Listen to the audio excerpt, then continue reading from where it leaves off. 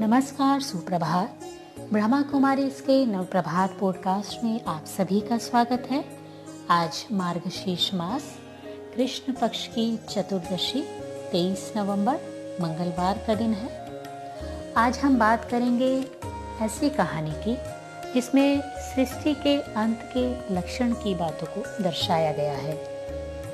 महाभारत में वर्णन आता है कि पांडवों ने एक बार श्री कृष्ण से पूछा, भगवान कृपया सृष्टि की वे निशानियां बताएं जब आपका पुनः इस पर अवतरण होगा।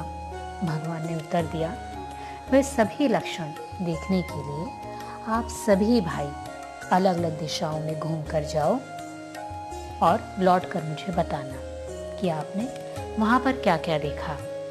पांचों भाई कुछ दिनों के बाद लौट करके आए और आकर आश्चर्यजनक घटनाओं का वर्णन करने लगे। सर्वप्रथम युधिष्ठिर बोले, मैंने एक हाथी देखा जिसकी 2 सूंड थी।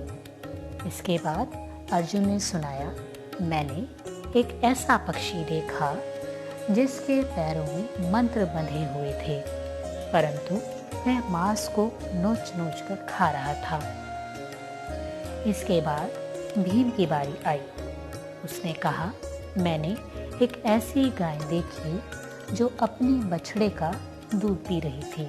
नकुल बोले, मैंने 3 कुएं देखे। पहला कुआं भरा हुआ था, लेकिन उसके पास एक कुआं खाली था। इन दोनों से भरा हुआ एक तीसरा कुआं था जो खाली कुएं को पानी दे रहा था। सहदेव ने भी अपना आश्चर्य सुना दिया। मैंने एक पहाड़ से एक ऐसे पत्थर को फिसलते हुए देखा जो रास्ते के सारे पत्थरों को गिराता हुआ आ रहा था, लेकिन वही पत्थर एक घास के आगे रुक गया।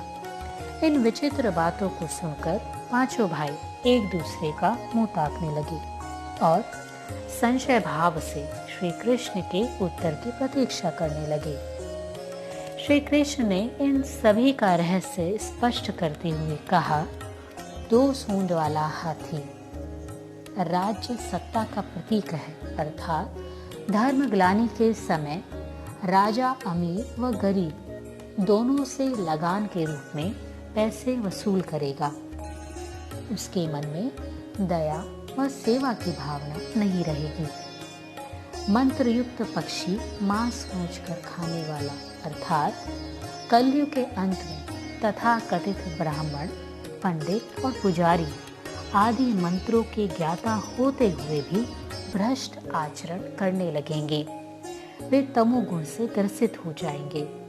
गाय द्वारा बछड़े का दूध पिया जाना इस बात का प्रतीक है कि कलयुग में माता पिता अपनी कन्या का लाया हुआ धन स्वीकार करेंगे। 3 अलग अलग कुओं का रहस्य है।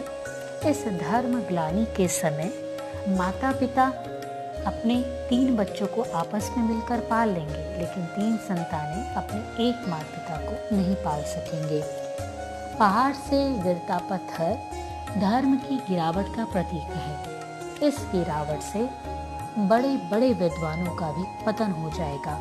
अंत में घास अर्थात नारी शिव शक्तियों के द्वारा ही, जिसे आज का मानव तुच्छ और साधारण समझता है, उनके आधार के द्वारा मानव मात्र को सत्य ज्ञान और विश्व को पुनर्निर्माण की राह प्राप्त होगी।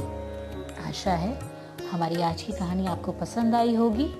अब वक्त है आपसे अलविदा कहने का, लेकिन जाते जाते आज का सुविचार।